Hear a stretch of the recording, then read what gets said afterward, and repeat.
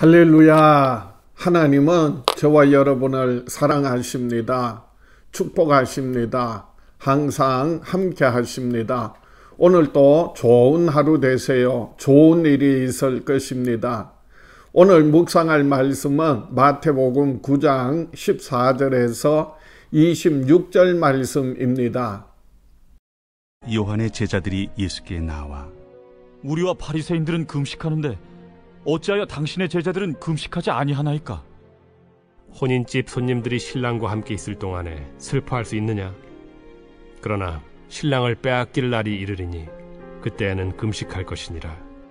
생배 조각을 낡은 옷에 붙이는 자가 없나니 이는 기운 것이 그 옷을 당기어 헤어짐이 더하게 되며, 새 포도주를 낡은 가죽 부대에 넣지 아니하나니 그렇게 하면 부대가 터져 포도주도 쏟아지고 부대도 버리게 됨이라. 새 포도주는 새 부대에 넣어야 둘이 다 보존되느니라. 예수께서 이 말씀을 하실 때에 한 관리가 와서 절하며 이르되, 내 딸이 방금 죽었사오나 오셔서 그 몸에 손을 얹어주소서. 그러면 살아나겠나이다. 예수께서 일어나 따라가시매 제자들도 가더니 12해 동안이나 혈루증으로 앓는 여자가 예수의 뒤로 와서 그 겉옷가를 만지니 이는 제 마음에 그 겉옷만 만져도 구원을 받겠다. 예수께서 돌이켜 그를 보시며 이르시되, 딸아, 안심하라. 내 믿음이 너를 구원하였다 하시니 여자가 그 즉시 구원을 받으니라. 예수께서 그 관리의 집에 가사 피리 부는 자들과 떠드는 무리를 보시고 물러가라. 이 소녀가 죽은 것이 아니라 잔다 하시니 그들이 비웃더라. 무리를 내보낸 후에 예수께서 들어가사 소녀의 손을 잡으심에 일어나는지라. 그 소문이 그 온 땅에 퍼지더라. 오늘 말씀의 요약입니다. 요한의 제자들이 예수님께 와서 왜 제자들이 금식하지 않느냐 묻습니다. 예수님은 혼인집 손님들이 신랑과 함께 있을 때에는 슬퍼하지 않는다고 하시며, 새 포도주는 새 부대에 넣어야 둘 다 보존된다고 하십니다. 예수님이 12의 혈루증 앓던 여인을 고쳐주시고 한 관리의 죽은 딸도 살리십니다. 하나님은 예수님을 통하여 우리에게 새로운 시대를 열어주십니다. 예수님이 마태의 집에서 제자들과 식사하실 때 세례 요한의 제자들이 예수님의 제자들이 금식하지 않는 이유에 대해 질문합니다. 그들은 세례 요한이 감옥에 잡혀간 후에 예수님을 따르는 무리에 합류하지 않았고 오히려 예수님과 제자들을 경쟁자로 여겼습니다. 그래서 자기들과 다르게 여러 죄인들과 함께 식사하며 교제를 나누는 예수님과 제자들에게 의구심을 가졌습니다. 세례 요한의 제자들이 바리새인들과 같이 금식을 했던 이유는 예수님의 정체성을 정확히 파악하지 못했기 때문입니다. 그들은 예수님이 바로 이스라엘을 회복하여 신부로 맞이하는 하나님의 아들이심을 깨닫지 못했습니다. 예수님이 오셔서 죄인들과 함께 먹고 마시는 것은 신랑 대신 하나님의 아들이 오셔서 죄로 인해 포로로 잡혔던 이스라엘을 회복하고 계시다는 의미입니다. 예수님의 정체성을 알아보지 못한 자들은 이스라엘의 회복이 예수님을 통해 이미 시작된 것을 알지 못했기에 금식하는 것입니다. 새 옷을 낡은 옷에 붙이거나 새 포도주를 낡은 가죽 부대에 넣는 사람은 없습니다.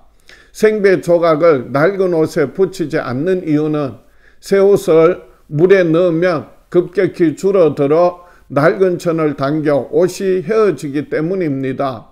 포도주를 가죽 부대에 담아 놓으면 숙성되면서 팽창하기 때문에 부대가 한계점에 이르게 됩니다. 따라서 새 포도주를 낡은 가죽 부대에 넣으면 이미 늘어난 부대가 터져 포도주도 쏟아지고 부대도 버리게 됩니다. 예수님을 통한 하나님의 새로운 역사를 당시 바리새인들의 형식화된 종교 의례에는 담을 수가 없었습니다. 성도는 하나님의 새 역사를 맞는데 걸림돌이 되는 고정관념을 버려야 합니다. 하나님은 예수님을 통하여 우리에게 치유와 회복을 경험케 하십니다. 회당장은 회당을 관리하고 감독하는 자로서 유대 공동체에서 중요한 인물이며 회당에서 가르치는 바리새인과 서기관들과 긴밀한 관계를 맺었습니다. 이런 사람이 서기관과 바리새인들이 의심하고 경계하는 예수님께 찾아온 이유는 방금 죽은 자신의 딸을 살아나게 할 능력이 예수님께 있다고 믿었기 때문입니다. 예수님께 와서 방금 죽은 자기 딸의 몸에 손을 대어 살려달라고 요청합니다. 예수님과 제자들이 그의 집으로 향하여 가던 도중에 12해 동안 혈류증을 앓는 여인이 예수님의 겉옷을 만집니다. 그녀는 12년이나 병을 앓으며 육체적인 고통과 더불어 율법 규정에 따라 부정한 자로 여겨져 사회에서 격리되는 마음의 상처까지 짊어져야 했습니다. 혈루증으로 몸이 부정해도 그 겉옷만 만져도 낫겠다는 확신이 담대한 행동으로 이어졌습니다. 예수님이 그 여인의 믿음을 보시고 딸아 안심하라 내 믿음이 너를 구원하였다 라고 말씀하시자 그 즉시 여인이 구원을 받았습니다. 관리의 집에 도착해 예곡하는 무리를 보시고 예수님은 소녀가 죽은 것이 아니라 잔다고 말씀하시자 문자적으로 이해한 사람들은 예수님이 상황을 파악하지 못한 것으로 여겨 비웃습니다. 무리를 내보내신 예수님이 들어가서 소녀의 손을 잡고 일으켜 살리십니다. 혈루증 앓던 여인과의 접촉에서도 시신의 손을 대어도 예수님은 부정케 되지 않았습니다. 오히려 그분의 거룩함이 그들에게 전달되어 병든 자가 치유받고 죽은 자가 살아났습니다. 혈루증 앓던 여인과 마찬가지로 죽은 소녀를 만지는 것도 율법적으로 불결해질 수 있는 행위이지만은 예수님은 손을 잡아 소녀를 살리심으로써 자신에게 율법적으로 불결한 자를 정결케 회복시키는 권능이 있음을 드러내십니다. 우리는 하나님의 아들 예수 그리스도를 바로 알고 바로 믿어야 합니다. 예수님은 하나님의 백성이 될 수 없는 자들을 믿음을 통해 하나님의 백성으로 회복시키십니다. 하나님의 백성이 될 수 없는 불결한 자들도 예수님의 능력과 긍휼을 의지하면 그분께 불결함을 고침받아 자격 없음을 극복할 수 있습니다.